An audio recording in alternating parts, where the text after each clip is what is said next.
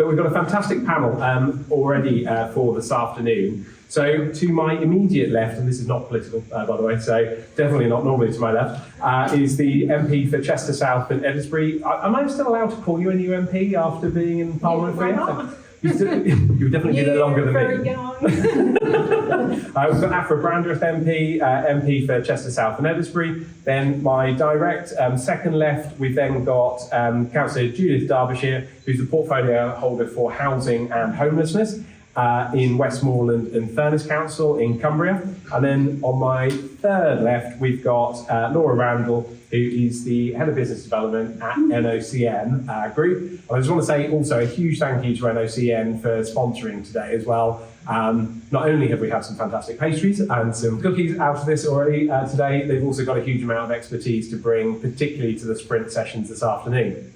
So, just to ensure we've got the context of why we're doing this panel, this session really is designed to help you think about things differently in advance of the sprint sessions this afternoon.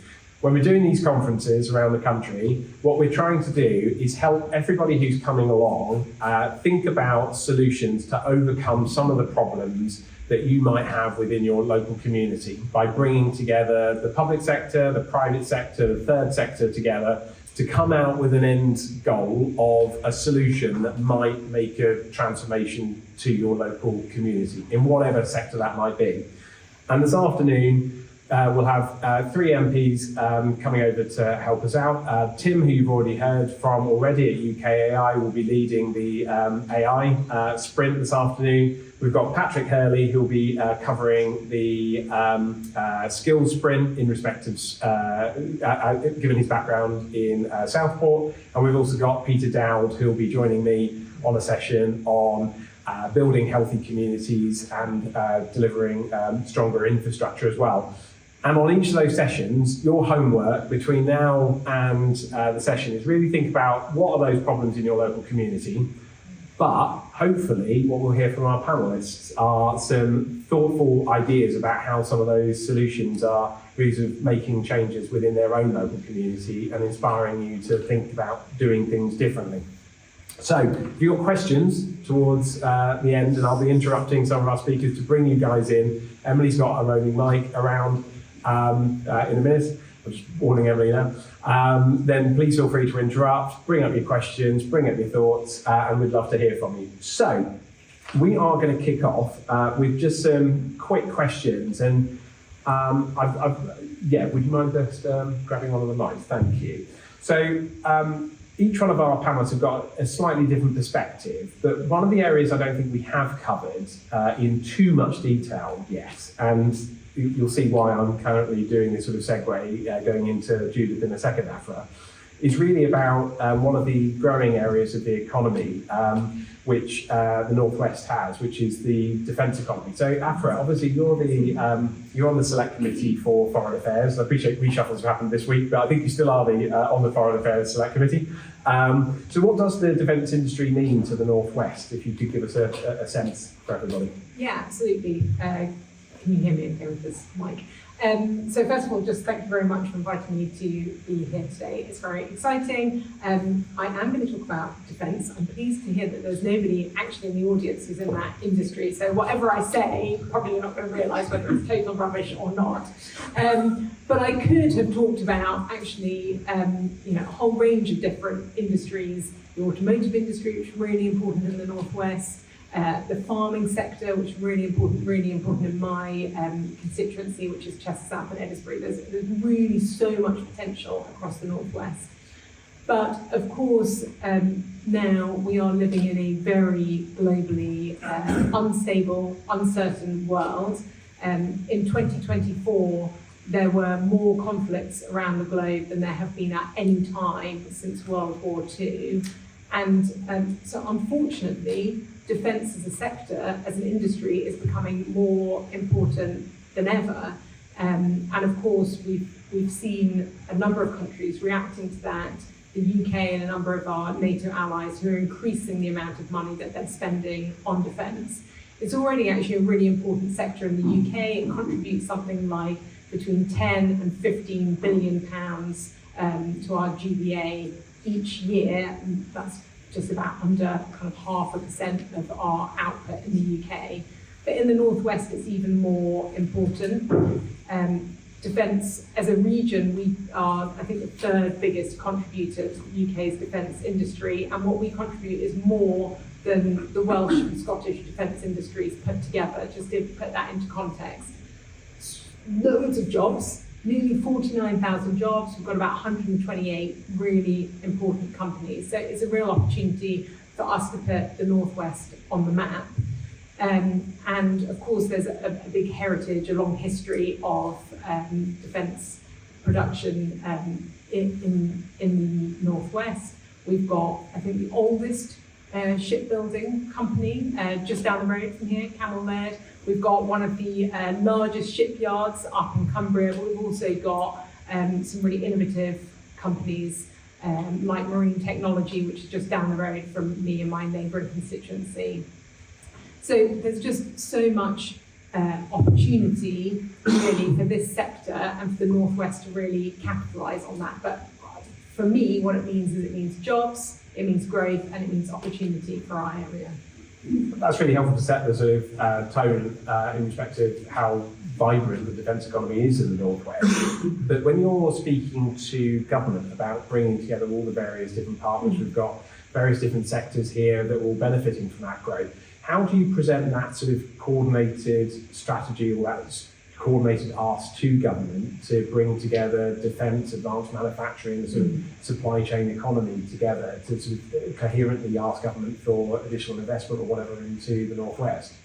Yeah, I mean, the important thing is we've demonstrated that we've got the industry, but actually what we need to put together is a package that shows that it's not just the industry, but we've also got the people and the technology and the innovation that's going to allow us to step up and meet these, growing future needs of the industry, and being able to demonstrate that. And so it really feeds into a lot of the different sectors that people here might be involved in.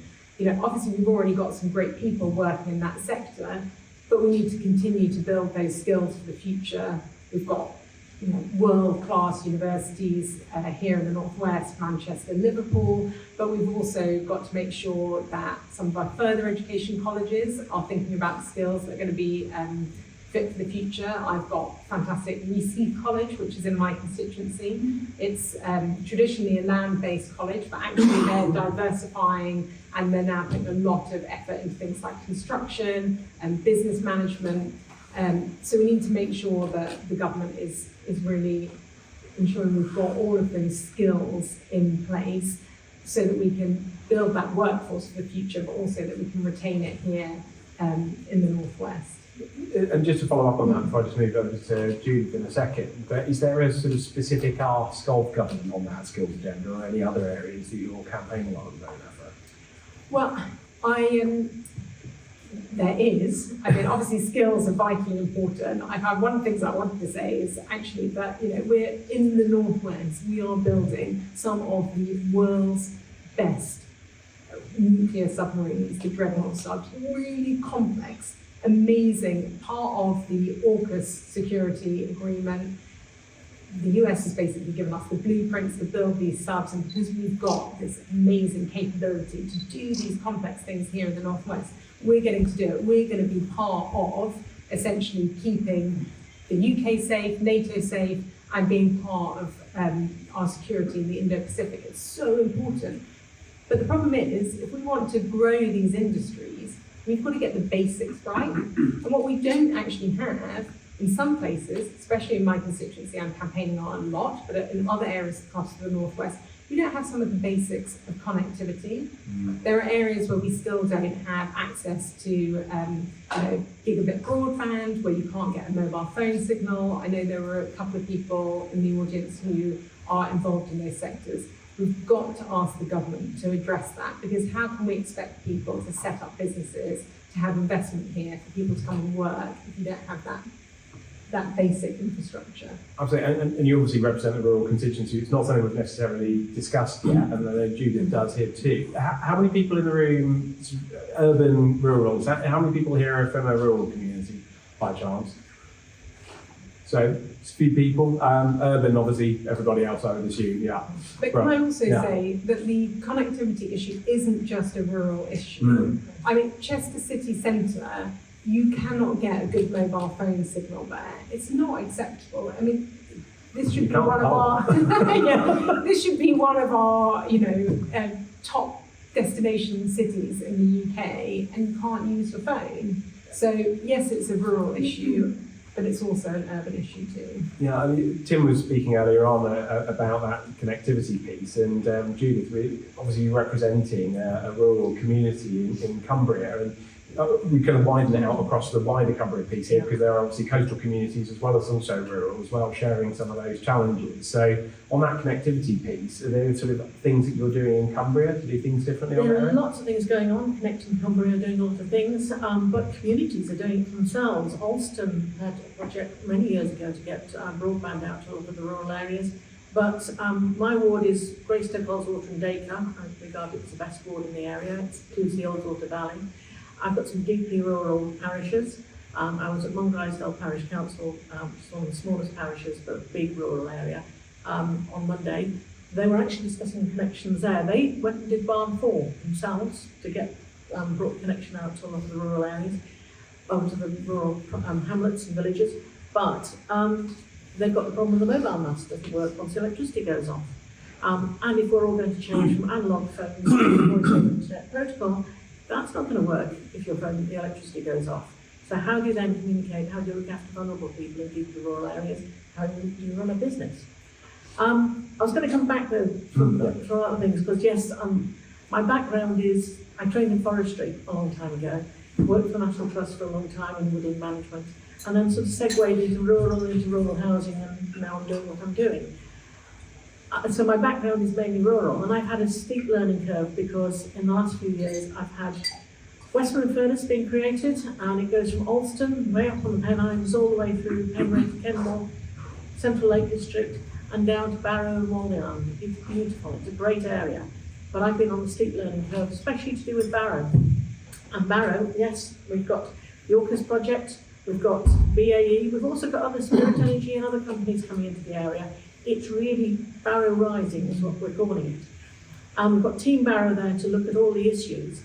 But I've got the pressure as the housing portfolio that we need a lot more houses.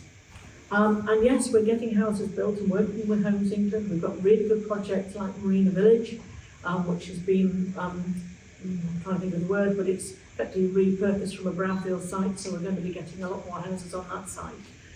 And there's some really good partnership working going on, but we're also wanting, and it was mentioned by Laura, empty homes back into use. Because we've got a lot of empty homes in the Barrow area, we've got a lot of properties that are not in good state, so we're working on housing market renewal, taking whole streets and trying to work with the landowners, with the tenants, the landlords and tenants and owner occupiers to get all the properties improved. We've got fantastic, beautiful architecture of the tenement buildings that were built by the Cavendish family for the shipyards. They're grade 2 listed, grade 2 star listed buildings, but the properties are not in good condition, quite often absentee landlords. How can we get all these properties back into use? Some of them are empty, but also other ones back into better condition, so we have a healthier population, we can afford to heat their homes, and at the same time we're saving the climate because we're not putting so much energy into it. So we've got lots of things going on in Barrow. I would also say it's also how do we get the whole of Barrow to lift? I've just been having a discussion with Nikki, my colleague, on the problem of you can get into BAE if you probably can fill in the application forms. And if you've got a criminal record, you're not going to get through the door. We've got lots of businesses that are struggling to get staff now because BAE is taking in so many people. So how do we get everybody lifted and we get everybody trained up and able to overcome mental health issues and other problems to be able to get a good job and to be able to lift everybody in Barrow? I've been on the Barrow Poverty Truth Commission, and I well recommend it for areas who have areas of deprivation and you're wanting to work with people. It's a good way to learn, just to learn, but also work out how we can work better with communities. I was also going to say, there was discussion to do with how do we also protect the character of our areas. We've got the Central Lake District, or Osbit. Vicky and I have both been on National Park Authority in the past. How do you As somebody put it, we can't build our way out of the Central Lake District from the point of view of our housing problems. We've got ageing population, especially in the Central Lake District. We've got reducing workforce. We've got people being bussed in to do the jobs. But we can't build a lot of houses there because it's such a sensitive landscape, and there's also a lot of floodplains as well. But how can we work with the government to look at how the issue of second homes and holiday lets? Yes, a second home that's a lot used, but a lot of them sit empty after the year, and similarly with some holiday lets that are not well used. So how can we rebalance the communities to keep schools going, to keep communities viable, to help older people to look after themselves and stay in their homes, village halls, things like that. And that sort of sorts into my ward. I'm working with 2 different groups who are working on community-led housing. And I feel in those areas that's the best way, perhaps working closely with a local housing association to get the houses built that we need. Greystoke have got their own swimming pool, brilliant community. I've just been working with them to try and get the bus back, which we've succeeded in. They need to use it more. And it's how can we help communities to help themselves?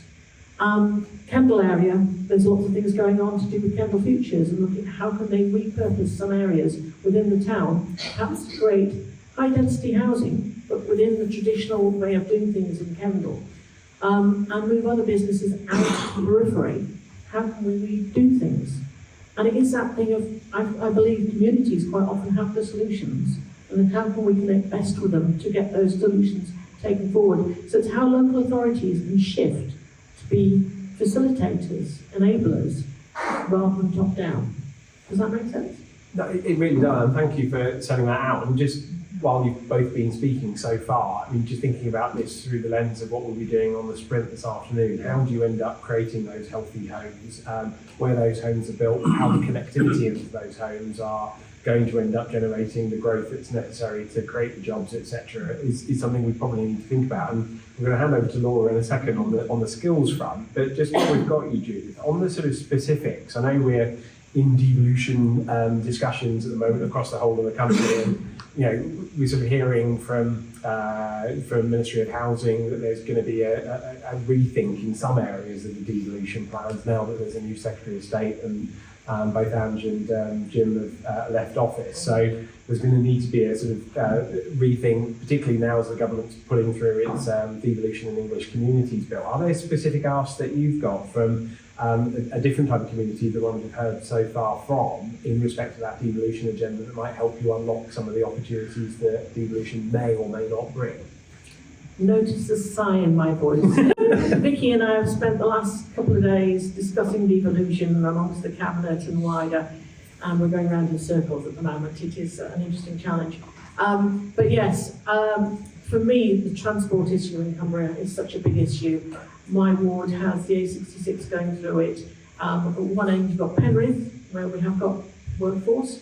The other end you've got Keswick, where they've got very high level of second homes and holiday lets, lots of businesses struggling to get staff. Ironically, Westman and Furness are subsidising that bus that goes across, and we've got more buses running now, which is good. But it's actually benefiting Cumberland, probably more than us. So it is that thing of we need to be able to think wider than Westman and Furness. We need to be linking better with Cumberland to look at options on transport generally. The A66 North Trans-Pennine route is just getting started now, which is great, but how do we improve other routes in the area to get them up to a better standard? The A590 down to Barrow, and the train down to Barrow as well, how do we get them improved? So it is that wider connectivity. So in a way, transport is the big one that I think that we can benefit from. On the housing front, it is that thing of getting more funding in, for social rented housing, especially in Central Lake District, because we've got a lot of important but low-wage jobs working in the hospitality, tourism industry, and we just haven't got the housing. Thank you. Aphra, not to wish on put on the spot here, but is Cheshire similar? Is that the sort of key issue for your community? Devolution. Yeah, because I was like, I could get into this whole transport issue non-stop, because it feeds into so much of, and when you were talking earlier about wanting to kind of increase exports, yes, we need to get people into the areas where the jobs are, where the houses are, but also you've got to think about how, if we're doing advanced manufacturing, how we're in global supply chains moving all this stuff around. And in Cheshire, we've got the North Wales main line that basically connects Chester to Holyhead in Wales. It's the second busiest port in the whole of the UK, and it's not even, the train line's not even electrified. So we've just, I mean, it kind of comes back to like really need to get these basics right, physical infrastructure and digital infrastructure. The devolution piece I'm slightly staying out of. I mean, I personally think, I mean, local decision making is, I agree, is really the best. People locally know what they want. I do sometimes have concerns about whether you're just going to end up with an extra layer of government. So it's got to be done right in order that it really champions an area and means that you've got somebody connecting up all these different pieces that are happening. But if it's done wrong, I do worry that it's just going to end up costing a lot of money and not delivering the actual outputs that we really want. Thank you. I have a very good feeling that there's going to be a lot of people who are going to have quite a few questions in respect to devolution in a minute. But just lastly, Laura, from your perspective as the sort of, sorry to call you the expert in the room, because obviously then you'll end up being inundated with questions over lunch. But from an expert in the room, I think every sector that we've spoken to, either today or across the room over the coffee break, are looking at some new ways of doing things to bring together the skills agenda that will help grow the economy for this patch. So how do you do it? How do you bring those different component parts together to deliver on that skills compact? Yeah, so I think we need to stop working in silo, essentially, and we need to have and start with that shared vision that the future skills that we know are critical, such as those in construction, advanced manufacturing, sustainable renewable technologies, AI enabled, they're the ones that are at the top of the list. So I think a cross-sector skills compact means that we need to create a mechanism where employers, training providers, colleges, awarding organisations, we all work together to co-design skills solutions. And I think that employers need to be really clear on what they see day in, day out, the real world skills gaps. And then I think that colleges and providers need to align their delivery with that intelligence. And then the awarding organisations, we need to ensure that the qualifications, short courses, skills solutions that we develop, we're able to do that quickly, make sure that they're inclusive and available to all. Crucially, I think it means that we'll be able to embed some transferable skills. So if you think about problem solving or digital literacy or sustainability awareness, we'll be able to ensure that those people adapt as the roles continue to evolve as well. So I think it's about future-proofing, really, rather than just developing qualifications for now. We've got to be thinking more into the future. Yeah, definitely. And obviously we've heard about one of the sort of future emerging areas of the economy in AI on that basis. And perhaps I'm not hearing it, but when I'm out and about around the country speaking to colleges, speaking to sixth form colleges in particular about where the sort of curriculum needs to go going forwards to sort of enable the young people to access that type of economy. I don't really hear the sort of the plan. Are they waiting for something from national or something? Are they waiting for the national government to come up with a plan, or what would help us sort of be able to push us on that journey? I think, if I'm honest, I think we're probably all waiting to hear about AI. It's still relatively new, isn't it? And I was really excited to be invited here today with UKI as well.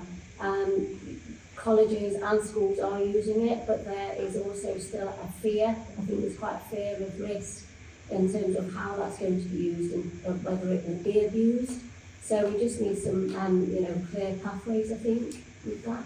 Well, I might put Tim on the spot in a minute about the report he's done on skills and AI. I will catch you later. Although I know you're doing different sprints as well. We might end up doing a super sprint at some point, bringing you guys together. I know Emily's going to start handing out the roaming mic in a second.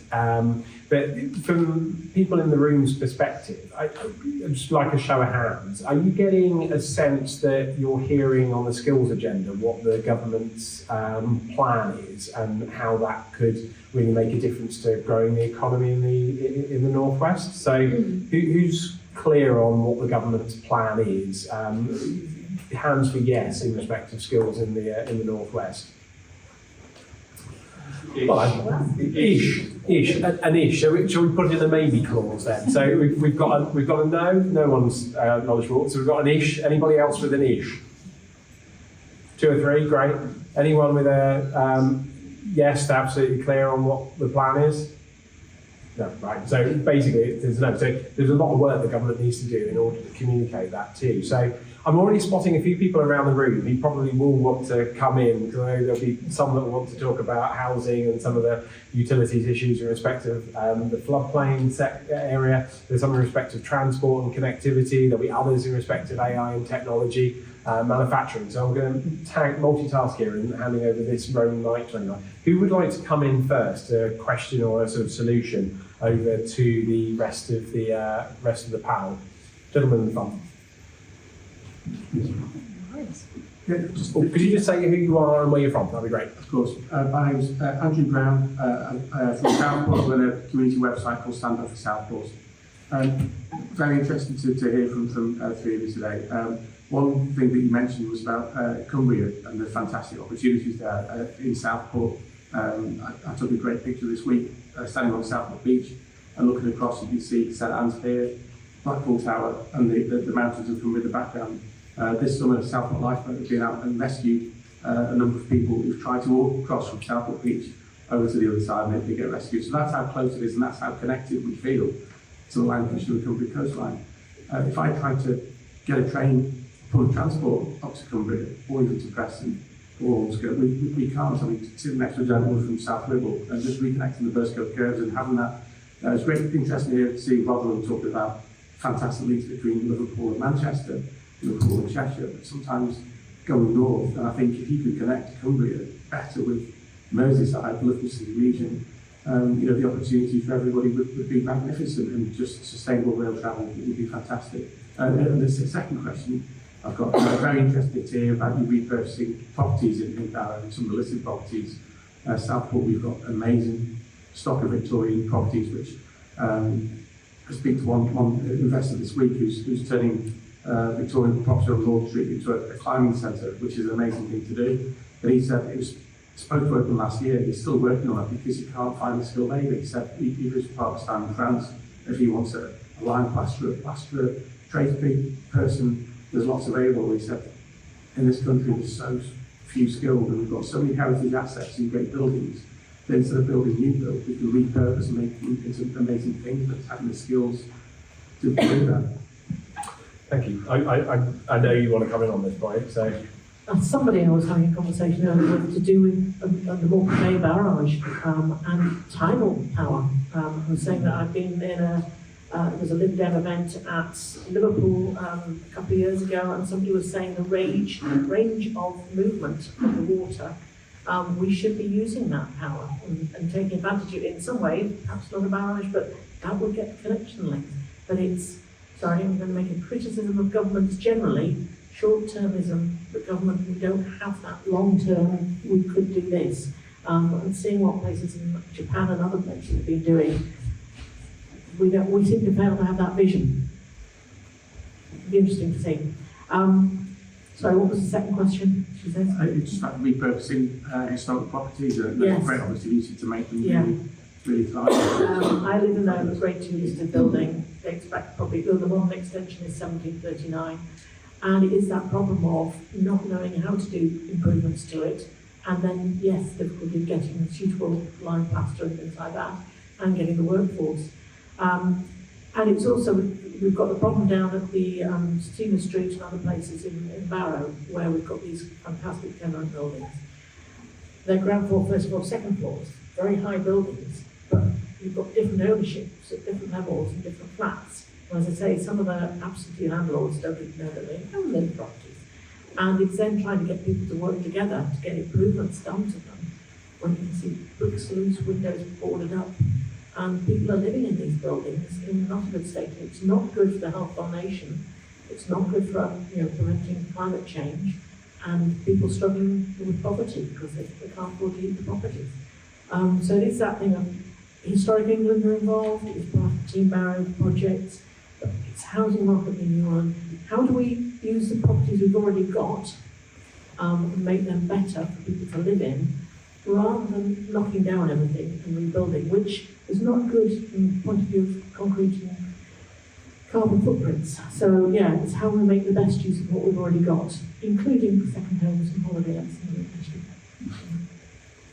I definitely want to come back to the point on transport connectivity in a second, and because obviously Southport, beautiful location and beautiful place. We also want to get people into Southport as well. I should say that with the declaration that Patrick Hurley is somewhere in the room as well. So obviously we want to do that. But just coming on to what you just said there, part of the reasons why we can't get our homes built in a fast-paced way is because of the lack of skills. So, and particularly retrofitting homes as well, in order to bring them up to the energy standards we want them to bring in as well. With devolution on the cards, and whether or not we like it or not, at some point things are going to transform. Is there an opportunity there, do you think, Laura, in terms of thinking about those skill gaps through the prism of devolution and filling them? There absolutely is, yeah. It goes without saying, doesn't it? I think it's also as well, we're moving away as an awarding organisation from just offering qualifications, and actually we are out now sort of entering into more strategic partnerships with colleges and training providers and employers, and we want to know what it is you need, and we will work with you to co-develop and create, rather than just us thinking we will design a qualification. We're listening to industry experts, real-time problems, what they're telling us they need, and we will work with you to develop, Definitely. Going back onto the point on transport, and we'll bring in the lady at the back in a second. James, as a councillor in Sefton earlier on, was talking about his time. Someone's going to moan at me in a minute for not keeping this in my face, otherwise it won't be recorded. But James was speaking earlier on about what both Andy and Steve have been doing to work together as two mayors to think more strategically about transport, because some of the bigger businesses in both of their regions have said that one of the key reasons why they can't grow is to actually get their workers into their plants, etc. And wherever you're building the homes, obviously you need to think about more of a sort of strategic plan, a spatial strategy as such. I'd love to hear from, don't want to put Vicky on the spot in a second, but it'd be great to hear from Vicky a little bit more about what you're doing in Cumbria in order to service some of those businesses through the sort of planning strategies you've got. But Aphra, with the changes in devolution coming up, is there an opportunity in having multiple mayors working together across the whole of the Northwest to think about some of those more strategic problems, and how would you sort of get them to work together? Because you might end up with a Reform mayor, a Lib Dem mayor, a Labour mayor and a Conservative mayor. How do you bring those parties together? Good luck. I mean, absolutely, we need to be thinking about how we operate together as a region. I do agree that there is a lot of short-termism, but I think the issues go beyond just that. There are issues to do with planning. I mean, we saw with HS2 pushing up the costs for these kind of big projects. But there's also skills shortages as well that are pushing up the costs. And hopefully if we do get a bit of a joined up approach, it will make a difference. I mean, I was talking earlier with people about where the housing targets are and some of the kind of frustrations that people in my constituency have, that we've got massively increased targets. They're reducing in some of the city centres like Manchester and Liverpool, but actually that's where the jobs are, but there's no transport to get from where I am to where the jobs are unless you've got a car. And then you start talking about, well, not everybody can necessarily afford to have a car or multiple cars, because everybody in the household needs to have one, otherwise you're literally trapped. You can't get to a shop, you can't get to a doctor, you can't go anywhere. So hopefully, if we do end up having mayors, they can be part of looking at that kind of bigger picture and saying, okay, fine, we've got in Chester South and Edinburgh, we need to connect these people to the jobs that they want to get to, be it in Manchester or or in Liverpool. So hopefully, yes, that can be part of the solution, but we also need local councils to be part of the solution. I've got in my constituency a railway station that the local community would like to reopen. The DFT have given the go-ahead for it, and it's actually the local council that is holding it back. So it's actually about making sure not just that different counties are working together, but actually that local government and national government are kind of working together. Brilliant, thank you. There's a lady at the back who wants to come in. Thank you. Kate Webb here with Liverpool Chamber, who are the employer representative body for the local skills improvement plan. So I wanted just to go back to skills, but it also speaks to what Aphra you were just saying about being joined up as well.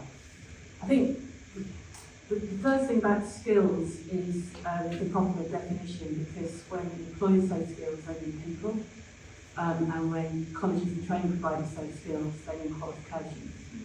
And the two things are not necessarily the same. I speak as an ex-FE college principal. You mentioned earlier then about what the government plan for skills is. At the risk of speaking against myself, because we are doing the local skills improvement plan, I don't think it's about a plan. I think it's about inculcating a culture where people do come together and take on collective responsibility for creating conditions for success, where people, qualifications, where the supply and demand side come together, the demand from employers and the supply of people to fill that demand with the requisite ability to do and with the requisite knowledge. So I wonder what the panel thought about how to create those kinds of conditions for success, where people take on collective responsibility for education and this ill-defined word skill. Brilliant question, thank you. Aphra, do you want to go first? Okay, Your hand, pass it down, yeah.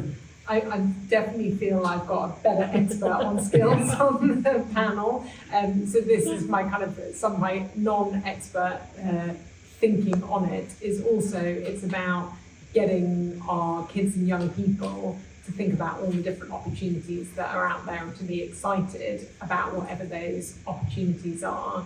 And I think part of that is trying to connect up so they actually see what are the jobs now, what are the jobs of the future. I mean, we talked about it with AI. There is so much potential in kind of the AI sector, the digital sector, but how do most of them know? I mean, because their parents aren't working in those sectors, they might not have family friends working in it. So we need to think about how we kind of get that excitement going. I mean, it goes the same with the construction industry. You know, are they thinking that's a job for me? That's something that I could be doing. There's often quite kind of set linear paths that people think that they have to be on. So for me, that would be a big part of it, is just trying to kind of connect up and make sure that we're really encouraging jobs and industry to go to young people and creating opportunities for them to go and try a whole load of different things to get a better idea, instead of saying I'm going to be a teacher or I'm going to be a doctor or a nurse. Actually, these are the jobs of the future, and you can see what the opportunities are. I'm going to hand over to the expert. Is that all right? So I think it's about strengthening collaboration, isn't it? We keep saying it, we do have to work well together. So it's about ensuring that local government, parliament, employers, education providers, we all work together to develop regionally responsive training, and making sure that there's a unified approach to skills planning as well. In doing that, we'll be able to avoid duplication, and it would also ensure national coherence as well. Really helpful. And early bids are coming in, obviously, for what the potential topics might be for the sprint session. So hold on to those ideas, particularly about that culture piece. I don't think in any of the previous sprints we've done so far, people have actually targeted an approach in that way you framed it. So think about this in time for this afternoon as well. But Judith. I was thinking back, University of Cumbria and other organisations have done a lot of great things in Cumbria because historically it wasn't the area you especially went off to university from. So actually having it locally means more people are inclined to stay and go and get the training. We've got developments now with the university coming to Barrow, which is great, and as I understand it, and I'm not directly involved, so I'm not expert on it, but there are very strong links between BAE and other companies in the area saying this is the workforce we need, this is the training we need, how can we get some of the people who are already living in the area skilled up to come and do all these jobs that we've got going. Yes, we're going to be attracting people into the area because we're going to have so many brilliant jobs coming forward, but we also want to ensure that the local people are getting the opportunities. And I'm sorry, as I say, I'm started in forestry a long time ago and I've changed jobs and things over the years. And I think it is that thing of we're not going to be living in those straight lines that we're used to in the past. And it's encouraging young people to see that they've got skills that they can use and they can use them in different ways as the new jobs develop. And as a result, productivity does grow as well, because you know, from multiple sectors as well. We've got time for a couple more questions from the floor. There's a yes, I can see a lady with that hand. With devolution, there's going to be much more procurement available at the local level rather than the national level. How does the panel see that the local level will support the SMEs in the area to grow the jobs to provide growth and careers for its local residents? Brilliant question. Who wants to come in on local procurement? Well, declare an interest. I used to work in procurement. Anybody? You tell us the answer. Let me bore you for the next 10 minutes before lunch about contract management reform, shall I go on there? Judith, can you want to come up from a local government perspective? My brain is dead at the moment. I'm busy thinking, I'm sure there's something I've been, it's a complex, I'm going to put a negative point on it, it's the complexities of when you have local government reorganisation and you have to change all the way you're doing things and making things like your procurement rules fit to get the local contractors. Sorry, I've been dealing with some issues on this recently, but yes, it's not my expertise, so yeah, no. I don't know if this links so much with the kind of local government procurement angle of it, but generally we need to help SMEs and micro businesses to be able to scale up and grow. So we do need to have a focus on how they can get access to investment, and actually, potentially, local procurement could be a way of being able to support some of those smaller businesses that might not always win these contracts and give them the kind of security they need to know that they can scale up and grow. And certainly, you know, we've got some fantastic big businesses across the Northwest, but we've got loads of brilliant SMEs as well, and supporting them to become the big businesses of tomorrow is really vital. I'm inspired you. During COVID, we got a lot of money into what was in the district council to do a lot of retrofit work, which I was really pleased with. We've got, in the Eden area, we've got some of the worst examples of rural properties, stone built, really difficult to heat, very expensive to heat. And we got a lot of money in from the government to be able to take forward some really good projects to do retrofit. But we had to go to big contractors. It was during the time of COVID, it was chaos. But we then had the issue of we were having people travelling up from Manchester to come up to somebody in Alston to survey their house and get work done. And sorry, elderly people paranoid about COVID and having people coming from different areas into their properties. So it is that thing, and we were really trying to get it to work for the local businesses to be able to take it on. But the trouble was, it's such big contracts, it just wasn't of interest to them. So it's how can the government work with us on these big projects on retrofit to make it so it is going to work for the local businesses as well as the big ones. Great, thank you. And obviously, we'll bring the gentleman at the back and the lady at the back. I think the lady at the back had the question for the gentleman. this year, with the Procurement Act has now come into force as well. So, you know, it was one of the last things the previous government did, which was to reform procurement rules to, you know, encourage larger businesses to procure from the supply chain and smaller businesses as well. And time will tell how that will operate, in particular how that will operate within the new sort of structures of local government. But I think one of the things that potentially the government could do more in this space is look at how you can end up with faster payments, to be honest with you, as a small business within this. I was saying this as a small business owner, you know, your standard payment terms, cash flow is absolutely critical in it. And our declare an interest here, I mean, our payment terms have gone from sort of average 45 now to 60 days. You know, as a small business, it's really difficult to be able to manage that. So what the government's now looking at is areas of further reform as well. And local government is obviously going to be very important. There's a lady at the back. Thank you so much. My question is basically like we have been talking about taking from the men's world, the strategic world of the productivity.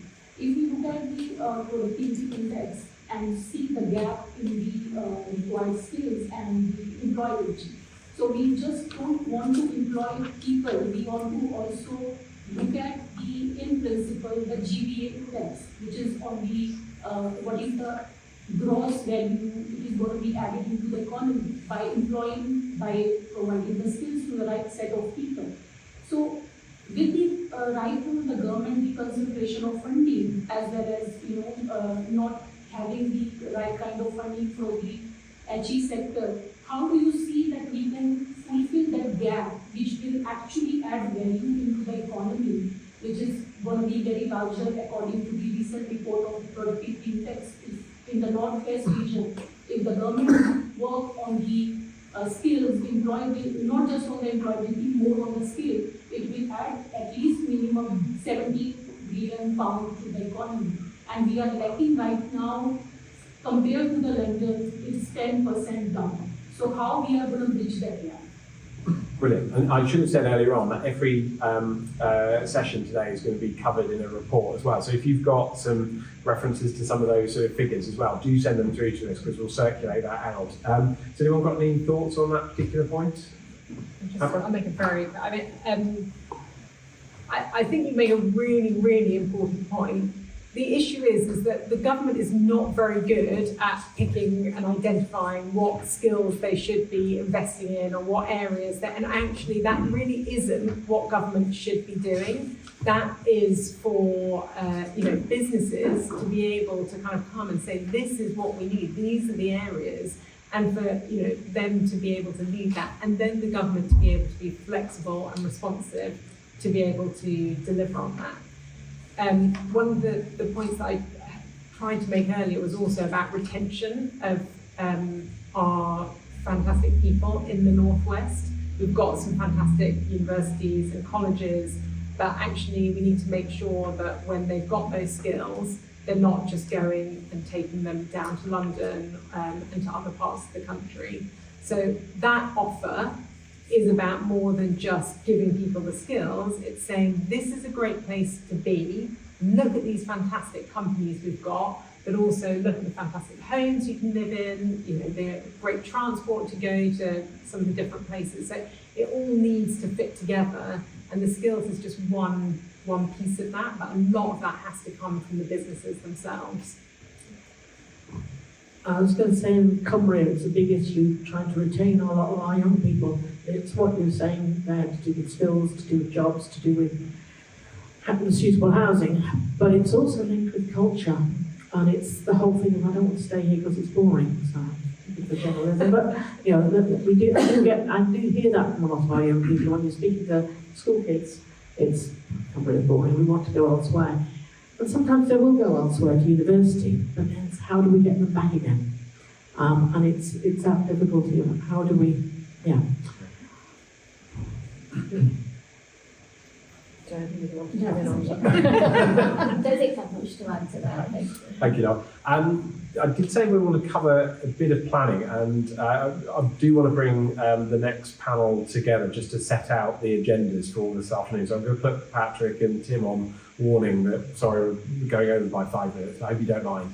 then we'll invite you onto the stage. But we didn't cover much on the planning piece, which I said we'll come back to later on. I don't want to put you on the spot, Vicky, sorry, but is there anything you wanted to sort of add from your perspective? And as one former planning chair to another chair in planning, I appreciate, I have empathy with you. So is there anything you want to add? We, so currently Westmoreland and Furness, thank you. So currently Westmoreland and Furness, we're actually looking at revisiting our local plan. So because we've just formed as a unitary council, our current local plan is out of date. We haven't got a 5-year land supply anymore because of the new criteria. So it's quite useful and interesting for me to listen and hear some of the issues, which we have similar issues with, because we're going forward to put those into policies to our new local plan. That's really helpful. I'm helping Peter on the session on planning and healthy homes. So actually, that could be quite an interesting test case of what we could use later on is something we might need to model or plan out in terms of solutions to overcome that. There was one final question from the gentleman at the back, which I've seen pop up. If you just make your point very brief, because I'm now going to be eviled by Emily in a second for going over time. Thank you. Alan Neil from Lancashire. It's interesting you've got an action plan later, and the government have announced that they want to build 1.5 million homes. Currently, we have in excess of 1.75 million empty properties in the UK that could be brought back into use for couples and families.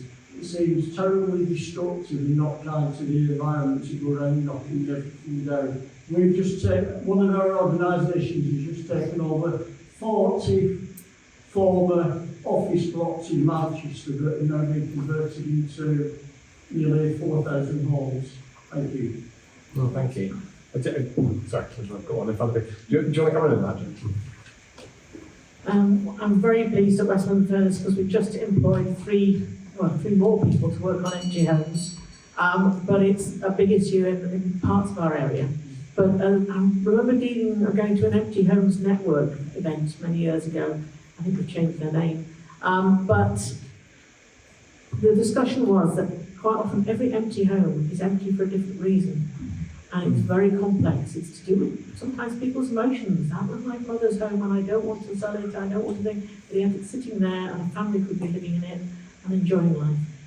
I've got one, I've got to watch what I say here, but I've got one in my area which is fantastic, a beautiful building. But it's embedded in a farm and they're worried about selling it to somebody who then is going to complain about the farm around it. But yeah, it's a complexities of empty homes. They're not easy. It's not a simple thing to deal with. It takes a long time, and a long time for staff, and you need enough staff to be able to deal with them, but also a long time to persuade people that it's the right thing to do. And I think we need more pressure from government, more other assistance to be able to take forward projects to get the houses back into use. It's an interesting subject. I mean, I was an MP for Bath, and we had a lot of retail space that ended up then being transferred over into housing.